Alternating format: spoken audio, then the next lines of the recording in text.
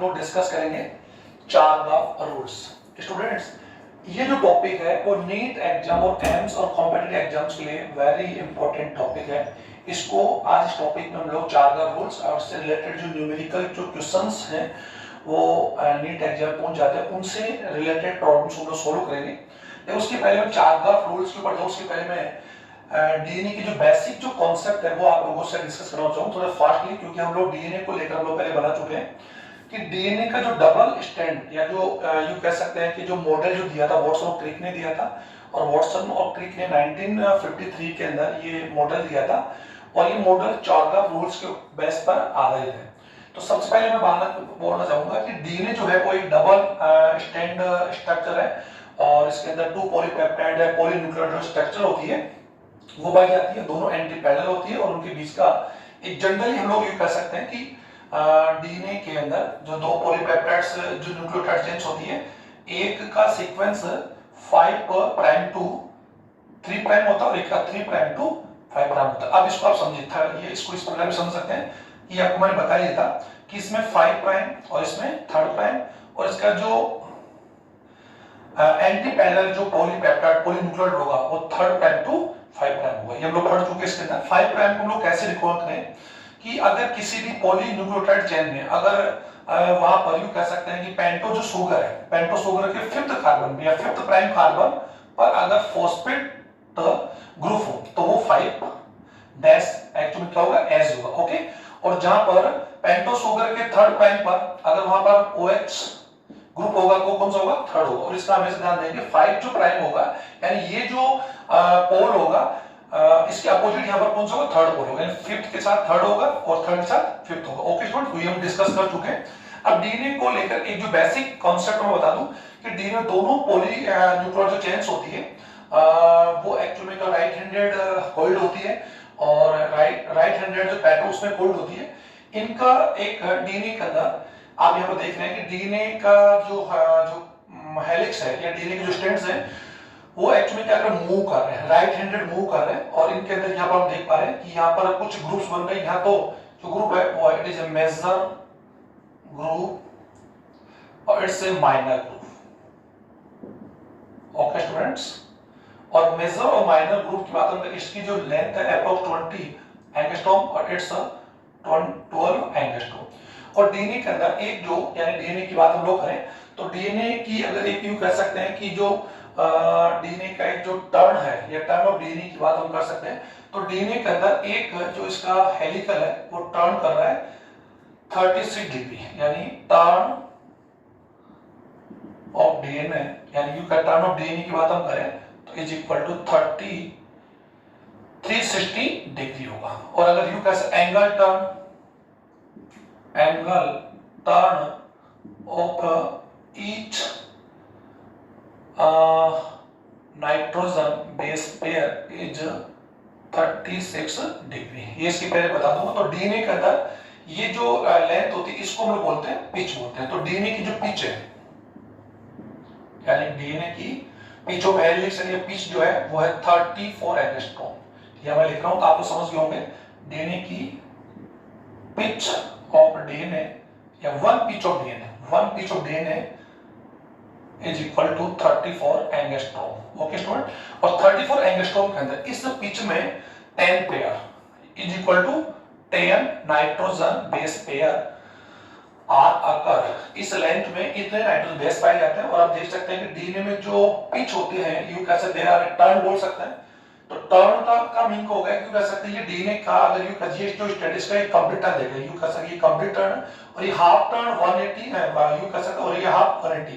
तो ये जो पूरा टर्न जो हो रहा है वो एक्चुअली कौन होगा, turn of DNA 36। Okay 360। Okay 360 degree. और जो नाइट्रोजन बेस पेयर होते हैं ये नाइट्रोजन बेस पेयर जो होते हैं एक्चुअल में 36 डिग्री यानी 36 डिग्री पर एक्चुअली जो अरेंज होते हैं। तो इनका एक नाइट्रोजन बेस पेयर का जो टर्न होता है वो 36 डिग्री का होता है और एक पिच जो डीएनए है उसमें 34 एंगस्ट्रॉम लेंथ होती है, नाइट्रोजन बेस पेयर्स होते हैं। और हम लोग इसको इस प्रकार करना चाहें तो टर्न ऑफ डीएनए यानी एक जो डीएनए का जो टर्न है वो ही एक्चुअल में हेलिक्स पिच भी हो सकता है। तो उसको हम 34 angstrom is equal to 10 nitrogen base pair. इसको हम लोग लिख सकते हैं 20 10 nitrogen base pair equal to 12 nitrogen base. Okay student, इसको कंफर्म कर लें आप लोग, क्योंकि ये आप लोगों के लिए न्यूमेरिकल जो क्वेश्चंस होंगे उसके लिए इंपॉर्टेंट होगा। तो डीएनए में जो टर्न ऑफ जो डीएनए वो 360 एंगल का होता है और उसके अंदर जो लेंथ होती है वो इसकी इक्वल होती है। और आप ऐसे भी कर सकते हैं कि एक टोटल टर्न में यानी एक फुल टर्न में 10 nitrogen base pairs are occur. Okay student, तो ये हमने इसके लिए बेसिक जो हमने जो जानते हैं उसकी बेसिक जानकारी हमने आपको दी। अब यू कह सकते हैं डीएनए की बात हम कर सकते हैं। डीएनए का जो डायमीटर होता है, मैं यहां लिख रहा हूं, वो भी आपको समझ आएगा। डायमीटर ऑफ डीएनए यानी डीएनए के जो दोनों पॉलीन्यूक्लियोटाइड चेन्स होती है वो एक्चुअली एंटी पैरेलल होती है, और हम लोग डिस्कस कर चुके पैरेलल मॉडल में। तो diameter of DNA is equal to 20 angstrom. Okay student, 20 angstrom होती है। और नाइट्रोजन जो बेस पेयर्स होते हैं वो इस टाइप्स होते हैं। अगर हम लोग इश्यू कह सकते हैं, इसका स्ट्रक्चर हम लोग स्टेयर्स रूप में बना सकते हैं। जैसे हम जानते हैं सीढ़ी के अंदर स्टेयर में 2 बैकबोन्स होते हैं और यहाँ पर भी 2 बैकबोन्स हैं, और डीएनए के जो बैकबोन्स होते हैं इन्हीं को अगर हम लोग अनफोल्ड करते हैं तो ये तो एक्चुअली में बहुत स्पाइरल स्टेयर्स कह सकते हैं। हम लोग डीएनए का जो स्ट्रक्चर्स की कैलकुलेट स्पाइरल जो स्टेयर्स होते हैं उसकी कैलकुलेट कर सकते हो। स्पाइरल स्टेयर्स में क्या जो बीच में एक्चुअली जो स्टेप्स होते हैं तो वही स्टेप्स यहाँ पर है। तो यहाँ पर ये जो स्टेप्स यहाँ पर ये जो स्टेप्स है नाइट्रोजन बेस बनाते हैं। तो nitrogen base adenine, thymine, guanine, thymine, guanine, cytosine, thymine, adenine. Okay student, और हम लोग इनको पहले पढ़ भी चुके हैं कि एडेनिन हमेशा किससे बॉन्ड करेगा? एडेनिन हमेशा थाइमिन से बॉन्ड करेगा, और जो गवानीन होगा वो हमेशा साइटोसिन से बॉन्ड करेगा। इनके बीच में कौन से बॉन्ड होते हैं? हाइड्रोजन बॉन्ड्स होते हैं। तो डबल बॉन्ड तो हम लोग कर सकते हैं कि एक पॉली न्यूक्लियोटाइड चेंज का अगर हमें नाइट्रोजन बेस का सीक्वेंस पता है तो हम लोग अनदर जो इसका जो कॉम्प्लीमेंट्री जो स्टैंड होगा उसके नाइट्रोजन सीक्वेंस भी कैलकुलेट कर सकते हैं। तो guanine always connect with cytosine with triple hydrogen bond. Thymine double bond के साथ एडेनिन के साथ होगा, तो गुआनिन के साथ क्या होगा? साइटोसिन, और cytosine is guanine, thymine, adenine and adenine thymine. Okay student, तो ये इस प्रकार से नाइट्रोजन जो बेस होते हैं वो इसमें इस प्रकार कनेक्ट होता है। और ये आप लोग पहले वाले वीडियो में पढ़ चुके हैं, इसकी जानकारी मैंने आपको दे दी है कि यहाँ पर जो इससे रिलेटेड क्वेश्चन पूछ सकते हैं कि यहाँ पर जो पेंटोस शुगर होता है, पेंटोस शुगर का जो फर्स्ट प्राइम कार्बन यानी फर्स्ट जो प्राइम कार्बन होता है उसके साथ एडेनिन हमेशा जो नाइट्रोजन सारा क्या होता है? अटैच होते हैं, और वो एक्चुअली ग्लाइकोसिडिक बॉन्ड के साथ कनेक्ट होते हैं, जो हम लोग पहले वाले वीडियो में पढ़ चुके हैं। ओके फ्रेंड्स, तो बीच में डबल बॉन्ड्स हैं, हाइड्रोजन हैं, और इनके यू कह सकते हैं यहाँ पर यू इनके बीच में अगर हम लोग इस प्रकार कैलकुलेट करें, थोड़ा वीडियो ज्यादा बड़ा हो जाएगा।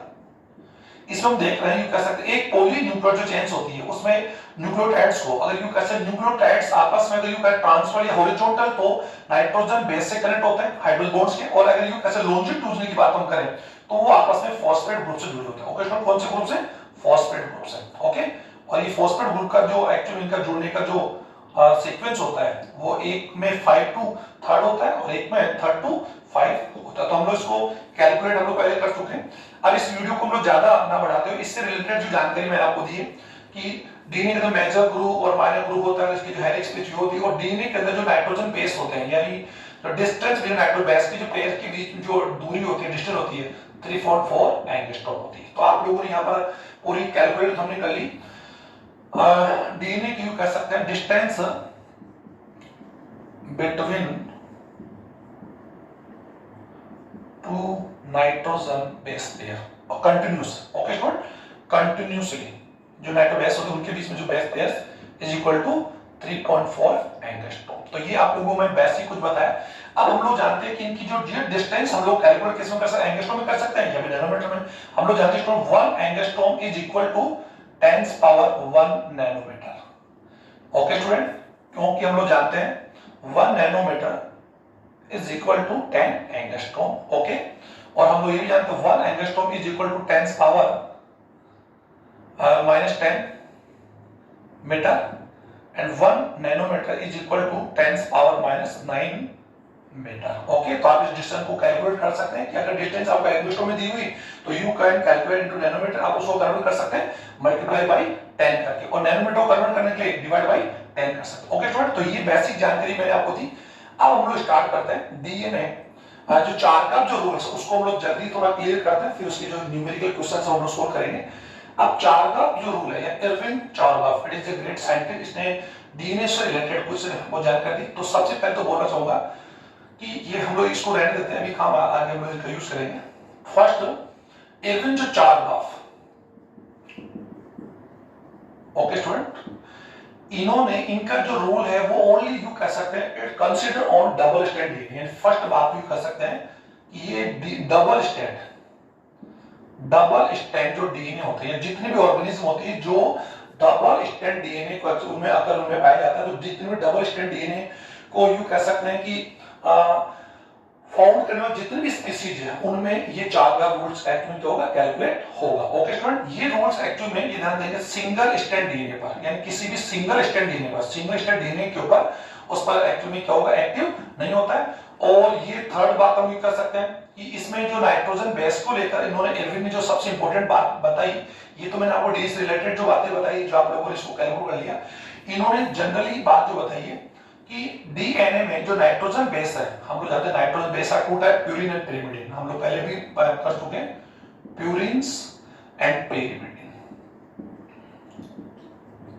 ओके स्टूडेंट, तो इन्होंने बोला कि फर्स्ट इनका रूल क्या है, टोटल अमाउंट या फिर कह सकते हैं कि कंसंट्रेट भी कह सकते हैं, total amount of purine is equal to total amount of pyrimidine. Okay students, इसको आप लोग यानी, और हम जान सकते हैं purine nitrogen base are two type, adenine and guanine, and pyrimidine also two type, thymine and cytosine in DNA. Okay student, because it is three type, तीन type of uracil, but uracil is occur in RNA. Okay, अब हम लोग ये देख सकते, और हम लोग जान सकते प्यूरिन जो होती है ये एक्चुअली क्या होती है, डबल रिंग बेस और ये सिंगल बेस, हम लोग इसके बारे में जानकारी मैंने आपको पहले बता दी थी। डबल बेस होती है, इसमें एक तो क्या होता है, हेक्सागोनल होता है, और एक इसके अंदर क्या होता है, पेंटागोनल होता है। ओके स्टूडेंट, और ये जो पिरिमिडिन्स होती है वो एक्चुअली में सिंगल इन हेक्सागोनल हेक्सा रिंग बेस होती है। ओके, तो इन्होंने क्या बोला, total amount of purine and total amount of pyrimidine क्या होता है, इक्वल होता है। ये आपने ध्यान दे लिया, ये इसके बेसिक पॉइंट्स हैं सब। इन्होंने सेकंड बात उन्होंने बताया कि इसमें एडेनिन जो होता है, एडेनिन का जो अमाउंट होता है, adenine always connect with thymine, यानी डीएनए एक डबल स्ट्रैंड स्ट्रक्चर है, हमने अभी देखा, और डीएनए के अंदर हमें ये कंफर्म है कि ये 5 to 3 है और ये 3 to 5 अगर है, तो ऐसे में अगर इसमें यहाँ पर नाइट्रोजन बेस अगर एडेनिन होगा, अगर इसमें एडेनिन का जितना अमाउंट होगा उतनी किसका अमाउंट होगा, थाइमिन का। अगर ये एडेनिन है तो यहाँ पर क्या होगा, थाइमिन होगा, यहाँ पर थाइमिन तो यहाँ पर क्या होगा, एडेनिन होगा, यहाँ पर अगर एडेनिन तो यहाँ पर क्या होगा, थाइमिन होगा। तो adenine connect always connect with binding with thymine nitrogen base, ये ध्यान देंगे। एडेनिन प्यूरिन पिरिमिडिन से कनेक्ट होता है विद डबल बॉन्ड, और guanine always connect with cytosine. तो इसको आप कंफर्म कर लें कि डीएनए के अंदर इन्होंने चारगाफ के अंदर जो रूल्स उन्होंने बताया कि एडेनिन का अमाउंट, यानी एडेनिन जो नाइट्रोजन सारक है, एडेनिन का जो अमाउंट होता है वो thymine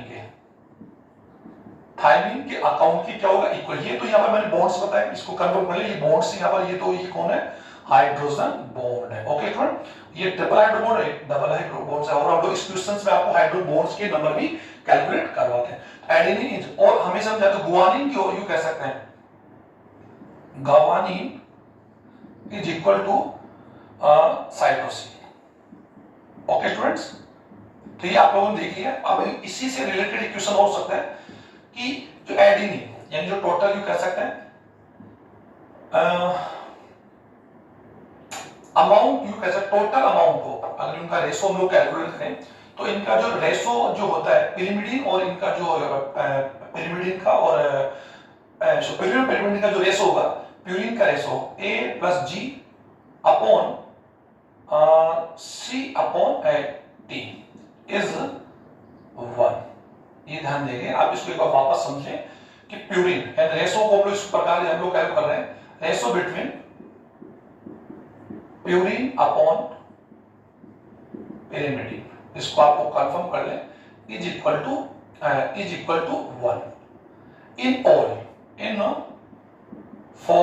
all four double stand DNA species. ये सभी जितनी स्पीसीज होगी, जितनी डबल स्टैंड स्पीसीज रखने वाली जो स्पीसीज होती है, उनमें हमेशा इनका जो रेशो होगा students, ratio between purine and pyrimidines और ऑलवेज 1 होगा। ये in all double stand organism में, सभी डबल स्टैंड जो ऑर्गेनिज्म होती है उनमें इसका जो रेशो होगा वो क्या होगा स्टूडेंट 1 होगा। तो ये आप लोगों ने, ये तो हमने इसकी बेसिक बात बता दी और हम इसके कैलकुलेट कर सकते हैं। अभी हम इससे क्वेश्चंस में रिलेट करेंगे। एडेनिन का नंबर होगा तो हम लोग थायमिन से हम लोग कैलकुलेट करेंगे। एडेनिन किसके बराबर होगा, थायमिन के बराबर होगा। ओके स्टूडेंट, और गवानिन किसके बराबर होगा, साइटोसिन के बराबर होगा। तो इनका जो रेशो होगा वो क्या होगा 1 होगा।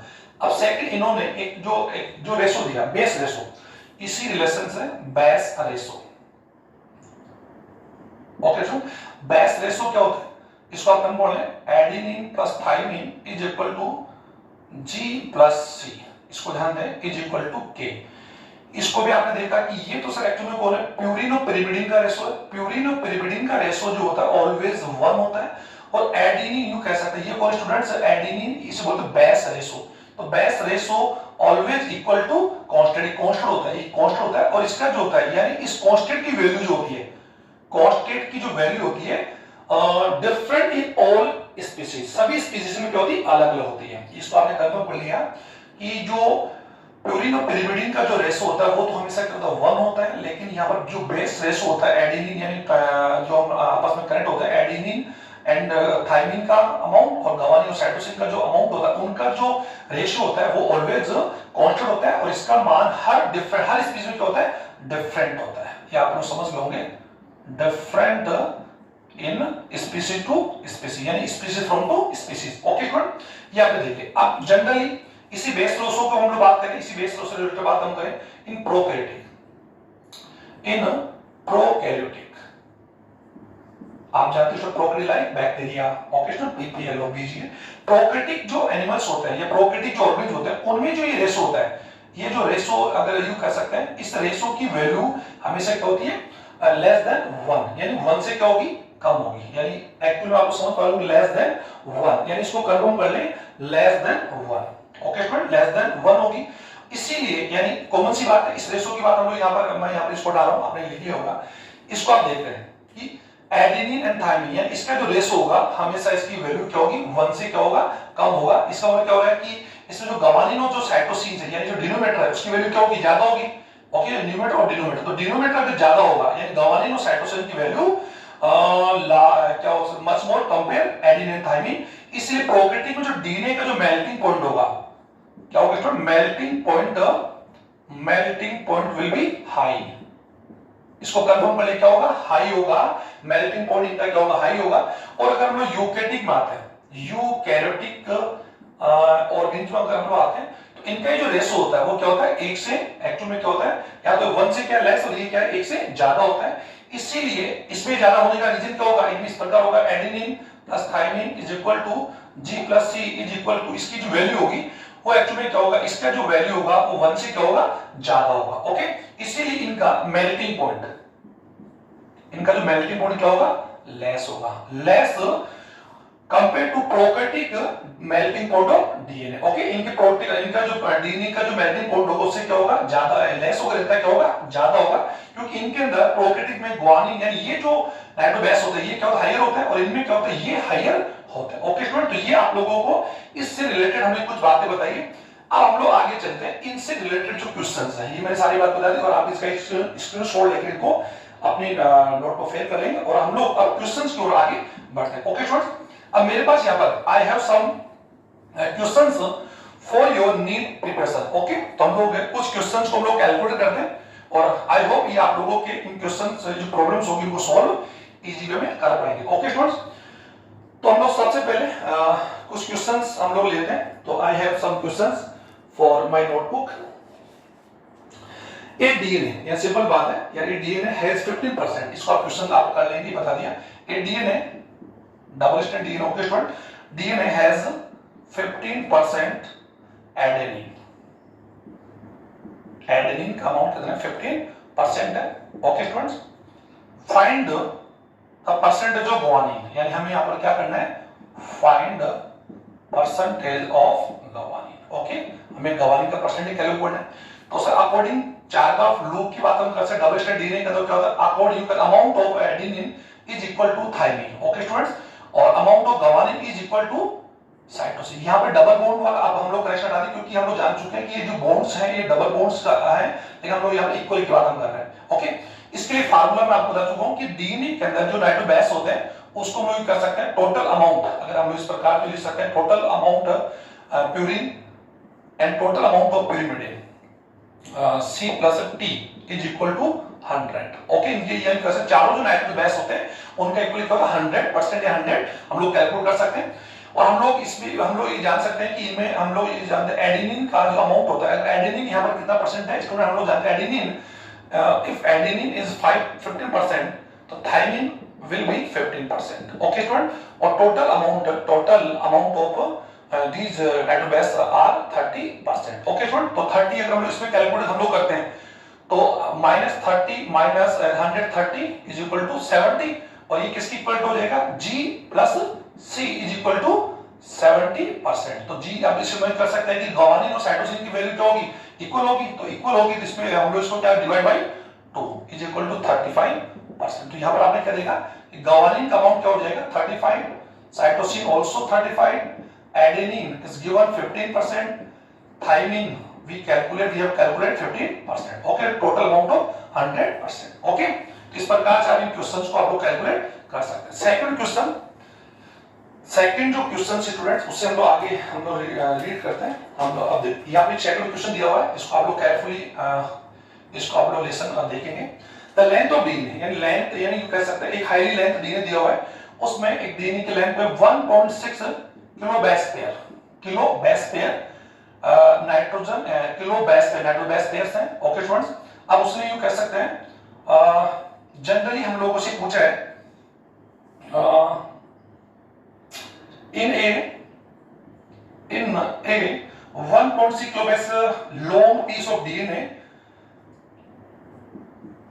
820 adenines, and adenine का अमाउंट यहां पर उन्होंने कितना दिया है 820 है। bases were found, what would be the number of the cytosine, तो वो हमारे से क्या पूछ रहे हैं what would be number of cytosines। Okay, cytosine का हमारे से पूछा नंबर पूछा परसेंटेज पूछा, एक बार परसेंट तो पूछ लिया तो यहां पर हम लिख सकते हैं। तो स्टूडेंट हम लोग जानते हैं डीएनए की जो कैसे जो लॉन्ग पीस दिया हुआ है तो 1.6 kilo base pair is equal to, हम इसको इस पर लिख सकते हैं multiply 1.6 multiply by 1000 is equal to okay base pair. हमने इसको अमाउंट किया तो अमाउंट का कैलकुलेट जो इसका जो पॉइंट होगा वो लेस देन हो जाएगा और 1600। ओके, तो 1600 की वैल्यू कैसे यहां पर दिया हुआ है। अब कॉमन सी ये आप लोगों से पूछ रहे हैं कि आप वहां पर नाइट्रोजन जो बेस है यानी 180 वो है, तो यहां पर ये नाइट्रोजन बेस पेयर्स है, और मैंने अभी बताया कि नाइट्रोजन जो बेस पेयर होते हैं इज इक्वल टू डबल हम लोग उसको मल्टीप्लाई बाय 2 कर देंगे तो नाइट्रोजन बेस यानी नाइट्रोजन बेस की जो अमाउंट होगा नंबर्स क्या होगा 3200। ओके सर, उस डीएनए जो पीस दिया उसके ऊपर ये हमने कैलकुलेट कर लिया। अब वो हमारे से पूछ रहे हैं कि डीएनए की अगर बात हम कर सकते हैं एडेनिन प्लस थायमिन यानी guanine plus thymine plus okay cytosine is equal to 360। Okay, ये टोटल का अमाउंट आ गया। अब हम जान सकते हैं इसी में हम जान सकते हैं एडेनिन की जो अमाउंट है, adenine amount is always amount is equal to thymine. Adenine 860 820, तो adenine is 820, thymine is also 820। हम तो put the values of adenine thymine in this equation 820, इनका टोटल भी हम लोग कर सकते हैं या टोटल हम लोग करते हैं तो 60 40। ओके स्टूडेंट्स, तो 60 40 plus C plus T is equal to sorry Cg, क्योंकि इसकी वैल्यू हमने पुट कर दी, इसकी वैल्यू हमने पुट कर दी, Cg हमारे पास बच जाएगा। ओके, तो हम लोग क्या करते हैं G plus C is equal to 32 minus okay, इसको हम लोग कैलकुलेट कर देंगे। इसमें से इसकी वैल्यू को हम लोग वैल्यू कैसे लेस करते हैं तो आप लोग लेस तो आराम से कर पाएंगे स्टूडेंट्स। अप्रोक्स 651। ओके स्टूडेंट्स, तो यहां पर जो अमाउंट बचेगा वो ये इक्वल टू 560 बच जाएगा। इसको हम लोग डिवाइड बाय 2 करेंगे तो divide by 2 is equal to 7 या 14 and 8। Okay student,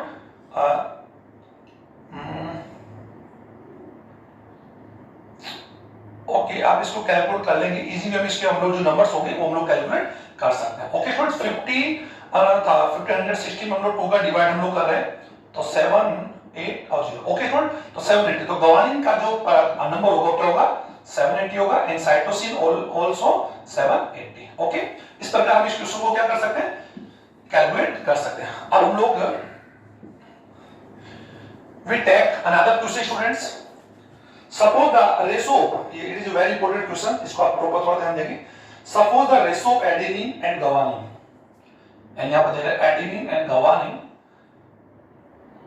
and thymine plus cytosine ratio is equal to 0.8. Okay student, और वन स्टैंड ऑफ डीएनए, एक डीएनए का स्टैंड है, इस डीएनए का स्टैंड इसका 5 to 3 प्राइम है, इसमें इसका जो एडेनिन गुआनिन उनका जो रेशो है वो ये है। इसका जो कॉम्प्लीमेंट्री डीएनए होगा, कॉम्प्लीमेंट्री डीएनए क्या होगा, 3 to 5 होगा। ओके स्टूडेंट्स, अब वो कह रहा है कि what is the same ratio on the opposite stand, इसके जो अपोजिट रेशो होगा कॉम्प्लीमेंट, उसमें इसका रेशो क्या होगा। तो हम लोग जांच, इसका अपोजिट रेशो क्या होगा, इसका अपोजिट होगा, इसको भी इस प्रकार लिख सकते हैं 0.8 is equal to 8/10। Okay student, या फिर हम लोग लिख सकते हैं 8/10। हम लोग समझ रहे होंगे 0.8 इस प्रकार है कि एडेनिन और गुआनिन जो इनका जो टोटल अमाउंट है उसमें हमने इसका डिवाइड किया। ओके स्टूडेंट, तो इनका अमाउंट हम लोग क्या कैलकुलेट सर 8 मान सकते हैं, इसका क्या 10 है, तो तभी तो 0.8 आएगा, तो इज इक्वल टू। ओके, अब इसको रिवर्स कह रहे हैं, तो यू का रिवर्स अगर होगा तो उस अपोजिट में क्या होगा, एडेनिन के इक्वल क्या होगा, थाइमिन होगा, गुआनिन के इक्वल उसका अमाउंट क्या होगा, साइटोसिन होगा, थाइमिन के इक्वल क्या होगा, एडेनिन होगा, गुआनिन के इक्वल क्या होगा, साइटोसिन होगा। और वो एक्चुअली क्या होगा, इसका अपोजिट से रेशो का सेम रेशो कह रहे हैं, सेम रेशो कहे तो डेफिनेटली हम लोग इसको इस प्रकार कैलकुलेट कर सकते हैं। जो ये रेशो इसको 1/0.8 इज इक्वल टू 10/8, तो इसको हम लोग इसका डिवाइड हम लोग करेंगे तो 10 अपॉन हो जाएगा, तो 10/8 होगा। ओके स्टूडेंट्स, अब समझ गए होंगे, जब भी कभी किसी डीएनए के एक स्ट्रैंड का रेशो कर दिया जाए और वो सेम रेशो अपोजिट में पूछे तो उसका क्या करेंगे, रिवर्स कर देंगे। जो भी रेशो है उसका हम लोग क्या कर देंगे, रिवर्स कर देंगे, यानी डिवाइड बाई उसका जो रेशो होगा उसको हम लोग 1 से क्या कर देंगे, डिवाइड कर देंगे। ओके स्टूडेंट्स, और हम लोग जान सकते हैं कि 1 से डिवाइड करने वाले ऊपर जाएगा, हम लोग पॉइंट पर आए तो 10 हम लोग 0 कैरी करेंगे, तो यहाँ पर क्या होगा 10/100। ओके स्टूडेंट, इस प्रकार की क्वेश्चंस जनरली नीट में आपसे डेफिनेटली पूछे जाते हैं। ओके, अब हम लोग एक क्वेश्चन छोड़ लेते हैं। I have several questions for your practice. If you do regular practice, you will got a confident for your NEET exam. इसमें क्या है सर, ये डीएनए यू कह सकते हैं, यहाँ double strand single strand board नहीं बोला, ये डीएनए स्टैंड या डीएनए मॉलिक्यूल्स कह रहा है। अब आप देखना इसमें adenine amount is 30%, thymine amount is 20%, guanine is equal to 50% and cytosine is 30%। तो वो आपसे पूछा है व्हाट इज योर कंक्लूजन, यानी वो कंक्लूजन आपसे पूछ रहा है कि इसमें आप लोगों को क्यों कह सकते हैं कि आप इसके बारे में क्या समझते हैं, या आप लोगों को इसमें क्या यू कह सकते हैं, राइट कह सकते हैं। तो कंक्लूजन पूछ रहा है हमारे से, यू कह सकते हैं what is the conclusion. Okay student, तो हम लोग जनरली हम जान सकते हैं स्टूडेंट, अगर ये हम जानते हैं डबल स्टैंड, ये चार्ज रोल जो बात हम कर डबल स्टैंड होता है, और डबल स्टैंड में हमेशा adenine is equal to thymine होगा, तो अगर ये होगा तो थाइमिन का अमाउंट यहाँ पर क्या 20 एडेनिन का 30 है, तो it is not possible in double strand. तो हम कह सकते हैं कि it is you can it's numbers are not possible in double stand DNA. और कैलकुलेशन यू कह सकते हैं, और हमारा जो कैलकुलेशन है, यानी हमारा कैलकुलेशन हम लोग कह सकते हैं कि वो यहाँ पर क्या है कि इट इज नॉट प्रीफर, यानी these numbers are not prefer to double stand DNA. हाँ, you can single stand DNA की बात हम करें, वहां पे बात यू सिंगल स्टैंड डीएनए की बात हम करें, तो सिंगल स्टैंड डीएनए में क्या हो सकता है कि जो नाइट्रोजन बेस हो सकते हैं सभी क्या हो सकता है, adenine adenine adenine adenine adenine adenine सभी सारे 100% हो सकते हैं। ये इनका परसेंटेज क्या हो सकता है 30-50 को, तो यू कह सकते हैं ये जो नंबर्स है ये एक्चुअली क्या हो सकते हैं कि ये सिंगल स्टैंड डीएनए जो है उसके लिए क्या हो सकता है, कैपेबल यानी एप्टेबल हो सकते हैं, लेकिन डबल स्टैंड डीएनए के लिए ये जो नंबर्स हैं वो एक्चुअली क्या यू कह सकते हैं वेरी नहीं करेंगे। ओके स्टूडेंट्स, तो ये इस प्रकार के क्वेश्चन अगर आते हैं तो आप उसको कैलकुलेट कर सकते हैं। अब हम लोग कुछ क्वेश्चंस हम लोग मोबाइल के माध्यम से भी देख लेते हैं। मैंने आप लोगों को कुछ क्वेश्चंस सिलेक्ट किए हुए हैं, तो हम लोग जनरली इन्हीं क्वेश्चंस को हम लोग जल्दी हम लोग पढ़ेंगे। Sir I have some questions, generally हम लोग सर एक segment of DNA has 120 adenine, यानी वहां पर एक सेगमेंट ऑफ डीएनए है, डीएनए का खंड डबल स्टैंड डीएनए, तो डबल स्टैंड डीएनए अगर होगा has 120 adenine, adenines are 120 and 120 cytosine, cytosine का वैल्यू क्या होगी 120 होगी, और एडेनिन की वैल्यू क्या है इज इक्वल टू 120। नंबर्स या परसेंटेज नहीं है। ओके स्टूडेंट्स,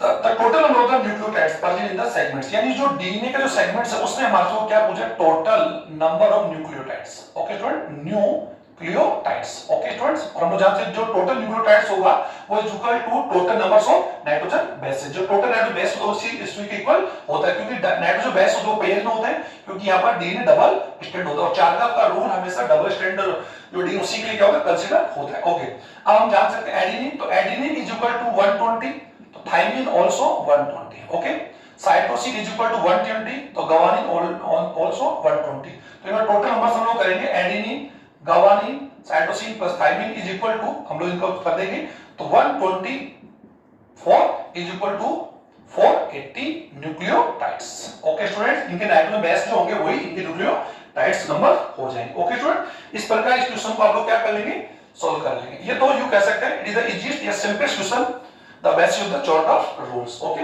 एक कभी कभार हम लोग एग्जाम में हाइपरटेंशन से या कभी तनाव से हम लोग क्वेश्चन क्लियर कर सकते हैं।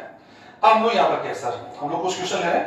In human there is approximately 30% of adenine, sir percentage quantity अगर उनकी परसेंटेज में आती है तो हम लोग उसको 100 से हम लोग उसको कर सकते इक्वल करके हम लोग उसको कैलकुलेट करेंगे। ओके, और आपको नंबर देता है तो हम लोग उसको टोटल करके नंबर कैलकुलेट कर सकते हैं। ओके, अभी मैंने उसके इससे रिलेटेड क्वेश्चन आपको बताया। In human there is approximately 30% adenine, यानी डीएनए के अंदर 30% एडेनिन की वैल्यू है। ओके स्टूडेंट, तो what is the percentage of other nitrogen, तो वो बहुत इजी हम लोग कर सकते हैं। अदर नाइट्रोजन की वो पूछ रहा हमारे से, what is the double strand nitrogen DNA. Okay, तो एडेनिन अगर ये होगा तो adenine is equal to thymine, thymine is equal to 30%, तो adenine plus thymine is equal to 60%।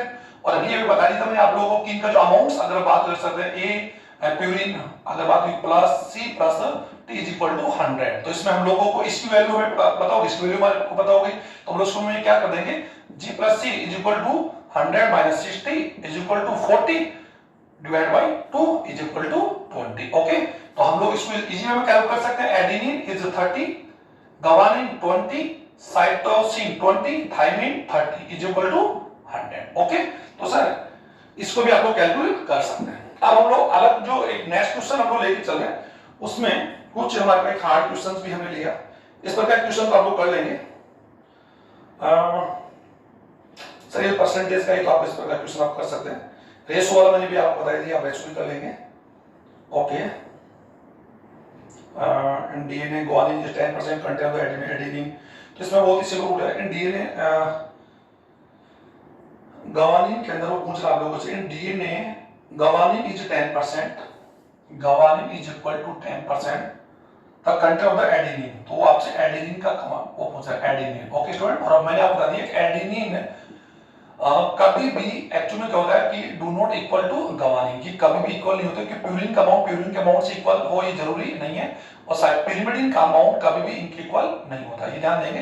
हाँ, एडेनिन का इनका कॉल होगा, और इसको हम ये भी कर सकते हैं, एडेनिन और थाइमिन का जो रेशो होगा वो 1 होगा, साइटोसिन और गवानिन का रेशो क्या होगा, 1 होगा। और इसके पहले भी मैं आपको रेशो बताया था, प्यूरिन और पेरिमिडिन का रेशो, यानी प्यूरिन और पेरिमिडिन का रेशो अगर बात करें, adenine plus guanine plus thymine plus C, तो इसका जो रेशो होगा, इसका जो वैल्यू होगा, इसके इक्वल होगा, इसके इक्वल होगा, तो इसकी वैल्यू में से एक होगी, बता भी चुका हूं। ये किसके अंदर होगा, सभी ऑर्गेनिज्म, डबल स्ट्रैंड जो ऑर्गेनिज्म जो होते हैं उन सभी के अंदर, डबल स्ट्रैंड डीएनए वाले ऑर्गेनिज्म। ओके स्टूडेंट, और जो बेस रेशो हमने कैलकुलेट किया था वो उसकी वैल्यू मैंने बताया, बेस रेशो का जो रेशो होता है इज इक्वल टू कांस्टेंट होता है, उसकी value differ in all organism. Okay, इसको भी आप कंफर्म कर लें। अब हमारा अगला जो क्वेश्चंस है, चलो ये तो हम लोग कैलकुलेट कर लेंगे, ये एडेनिन है तो हम लोग इसको भी हम लोग जान सकते हैं, ग्वानिन इज 10%, तो guanine is equal to cytosine, तो ओके स्टूडेंट, तो 10 is equal to 10, total amount 20 हो जाएगा, तो हम लोग इसको क्या कर सकते हैं, 100 से लेस कर देंगे, 100 लेस करने पर क्या बचेगा, 60 बचेगा, 60 divide by 2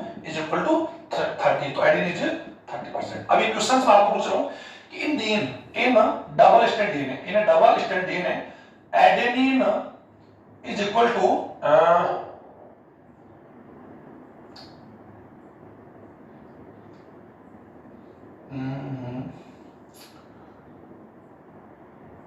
50%, adenine is equal to 50%. Okay, so is it possible in double strand DNA and is it possible in single strand DNA?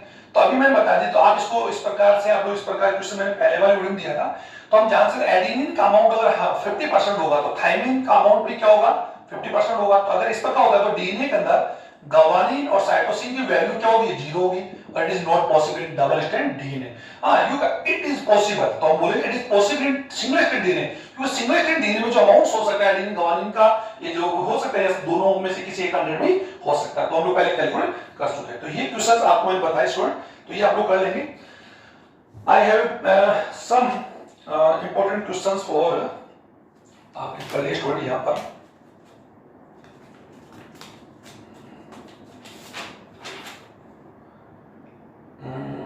Okay students, sir, it is a very important questions for every NEET competitive students which are prepare for NEET and competitive exams who are okay students। अब यहाँ पर आप देखें कि ये बहुत ही easy question, हालांकि easy नहीं बोलेंगे, इसको थोड़ा सा राउंड करके दिया है। एक नाइट्रोजन एक डीएनए सेगमेंट्स है, उस पर एक डबल स्ट्रैंड डीएनए पर 500 एक सर, मैं उसकी पहले आप लोगों को एक बात बताना चाहूंगा, एक बहुत इंपॉर्टेंट क्वेश्चन मेरे से रह गया, लेकिन आप लोग इस वीडियो में उसको कैलकुलेट इंक्लूड कर रहा हूं कि जो डीएनए के अंदर जो न्यूक्लियोटाइड बेस होते हैं या जो नाइट्रोजन बेस होते हैं, उनका जो अमाउंट होता है फिक्स होता है। ध्यान देंगे कि नाइट्रोजन अमाउंट या कर सकता है number of the nitrogen base pairs are fix in every organism, ये ध्यान देंगे ओके। और इनके नंबर्स को हम लोग कैलकुलेट करके उनकी लेंथ को कैलकुलेट कर सकते हैं। अब कैसे कर सकते हैं, the length of DNA, the length of DNA, किसी भी ऑर्गेनिज्म डबल स्ट्रैंड डीएनए का length of DNA is equal to number of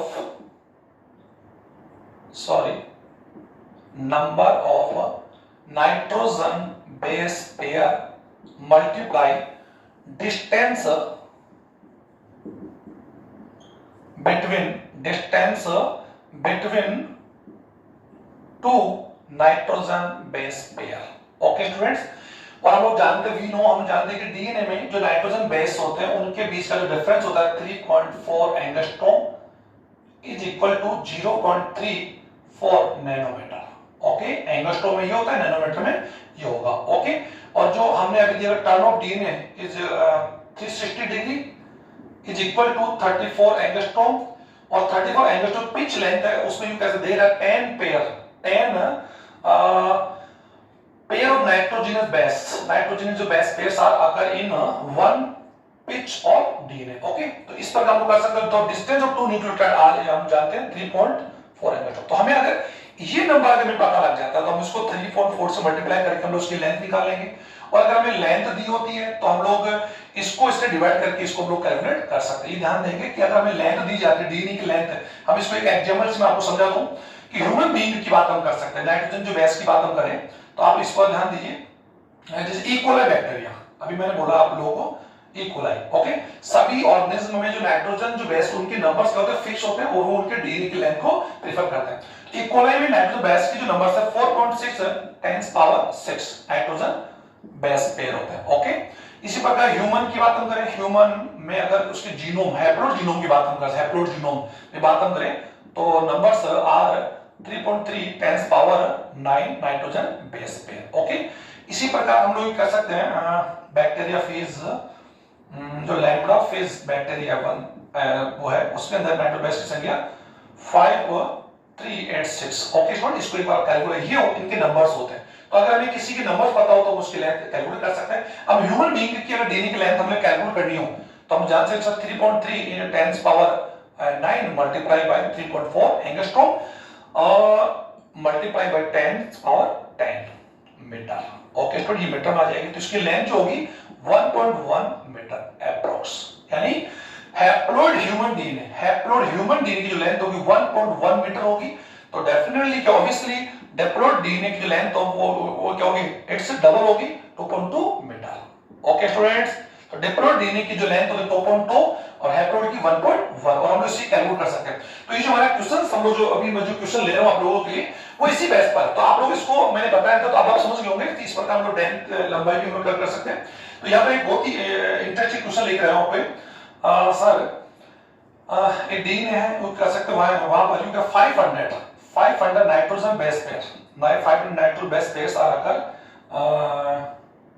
तो वो आप लोगों से क्या पूछ रहे हैं, तो what is the length, what is the length of DNA, पहला लेंथ ऑफ डीएनए पूछ रहा है। सेकंड पूछ रहा है आप लोगों से नाइट्रोजन जो person numbers adenine, guanine, cytosine, thymine, इनके नंबर्स वो आप लोगों से पूछ रहा है। एंड हाइड्रोजन बॉन्ड्स, यानी वो आप लोगों से क्या पूछ रहे हैं, number of hydrogen bond, hydrogen जो बॉन्ड्स है उनके नंबर भी आप लोगों से कैलकुलेट करवा सकता है। और कभी बार क्वेश्चन में आप लोगों को जो फास्फोडाइस्टर बॉन्ड्स होते हैं, जो मैंने बताया था कि फास्फोडाइस्टर बॉन्ड्स जो होते हैं वो एक्चुअली में पेंटोज शुगर यानी दो न्यूक्लियोटाइड्स के बीच में जो फास्फेट होता है वो फास्फोडाइस्टर बॉन्ड से क्या होते हैं, कनेक्ट होते हैं, तो उनके नंबर भी कैलकुलेट करवा सकता है। उसके हम लोग देख लेंगे पहले। अच्छा डेफिनेटली यहां पर हमें क्या दिया हुआ, नाइट्रोबेस का दिया हुआ है, तो डीएनए की लेंथ निकालने के फार्मूला हमारे पास सबसे बेटर है, आप इसको निकाल सकते हैं। इसके लिए एक डिफिकल्ट भी है, लेकिन टिपिकल में जाके इजी में जा रहा हूं कि यहां पर 500 नाइट्रोजन बेस पेयर्स है, तो डीएनए की लेंथ को हम लोग फाइंड करते हैं, तो is equal to 500 multiply 3.5 angstrom को हम लोग करेंगे तो अप्रोक्सीमेटली 1700 एंगस्ट्रॉम। ओके, अगर मीटर में कैलकुलेट करते हैं तो उसको हम मीटर में कैलकुलेट कर लेंगे, तो ये भी हम इसकी लेंथ हमने कैलकुलेट कर ली। अगर हम इसको इस प्रकार से नहीं लेना चाहते हैं तो ऐसे भी कर सकते हैं कि हम जहां से 500 नाइट्रोजन बेस पेयर होते हैं और हम ये भी जान सकते हैं कि 10 नाइट्रोजन बेस जो पेयर होते हैं वो एक्चुअल में एक डीएनए पिच के इक्वल होता है, तो एक्चुअली क्या होता है 3 पॉइंट एंगस्ट्रॉम होगा, ये तो कॉमन बात है, इसमें आपको मालूम ही है। तो 500 जो नाइट्रो बेस होंगे उसमें 10 नाइट्रो बेस में एक्चुअली क्या होता है 1 पिच यानी 1 डीएनए पिच होता है। ओके, जिसकी जो लेंथ वो पिच जो होती है 3-4 एंगस्ट्रॉम होती है। अब यहाँ पर क्या होगा 500 की बात हम कर रहे हैं तो 500 में डिवाइड 10 का कर देंगे तो वहां पर कितने होंगे 50, एक्चुअली में क्या होंगे 50 नाइट्रो बेस पेयर्स होंगे। इसको मल्टीप्लाई कर देंगे भाई 34, एक है इसकी लंबाई कितनी है, तो इसकी लंबाई 34 है, तो 50 जो पिच होंगे या 50 जो टर्न हो सॉरी 50 पिच जो होंगे डीएनए उसको मल्टीप्लाई करेंगे वो क्या होगा 1700। ओके स्टूडेंट, इसको आप इस प्रकार कैलकुलेट कर सकते हैं।